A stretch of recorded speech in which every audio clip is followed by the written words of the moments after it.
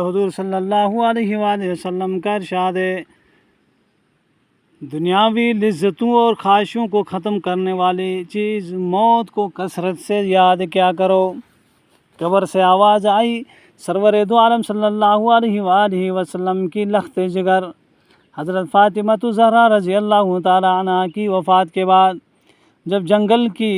جب منگل کی رات کو آپ کا جنازہ قبر میں اتارا تو نبی کریم صلی اللہ علیہ وآلہ وسلم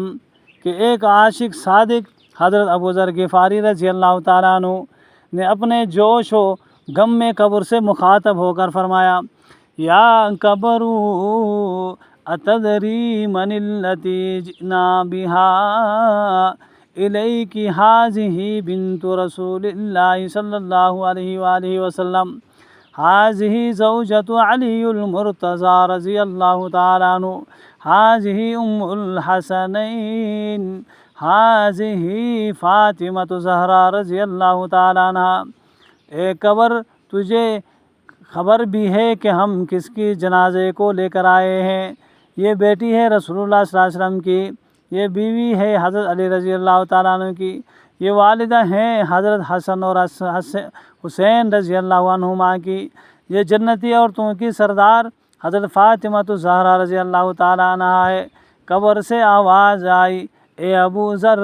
قبر حسب و نسب بیان کرنے کی جگہ نہیں ہے، جہاں عمل صالح کا ذکر کرو، جہاں وہ آرام پائے گا جس کے عمل صالح زیادہ ہوں گے اور جس کا دل مسلمان ہوگا۔ شاعر کہتا ہے، تجھ کو ارے غافل